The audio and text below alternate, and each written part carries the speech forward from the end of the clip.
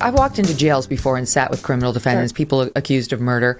There's one of the greatest stories of my legal career involves such a moment. I'll tell it quickly. I was very young. I was interning for a criminal defense attorney out in Syracuse, New York, where I wasn't actually yet even in law school. This was a, do you really want to be a lawyer type internship? And believe it or not, I went on to become a lawyer after this story.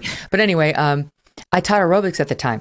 And so my boss said, we got to go to the prison on Saturday. And I was like, well, I got to teach this class in the morning. And he said, that's fine. Just meet me at the office after you're done and we'll go. I said, fine. Well, something happened on his end and he wasn't able to meet me at the office. And without understanding that I didn't have my business outfit at the spa, at the gym, he came by the gym to pick me up and we were going to go directly to the jail, maximum security prison. And I didn't, I was planning on going home and then going to the office and changing, but it didn't work out. So, I mean, now I was in college for between 88 and 92. Okay. So this is, I guess, 91 probably. And, the aerobics of the time was very spandexy. It was very neon-y.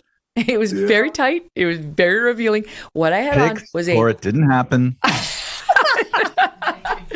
had on a one-piece black leotard, of course, skin tight because it was lycra, skin tight, with a neon orange thong on the back of it, right? My bottom was covered because it was black, but that was the look, with neon orange slouch socks, because that was, of course, and a neon orange scrunchie with my big over-teased hair sticking. And so we show up to the prison and the guards, I had a winter coat on it, thank God, because at least it was Syracuse, you always have to have a winter coat.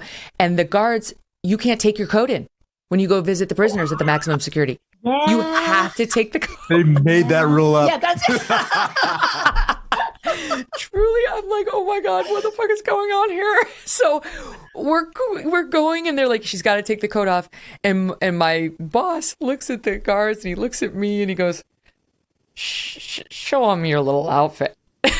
So I open the coat and they're like, the coat stays on. She keeps the coat. They did not make me go in to see the murder defendant in that outfit, but trauma. I need a trigger warning when you talk about going to the prisons.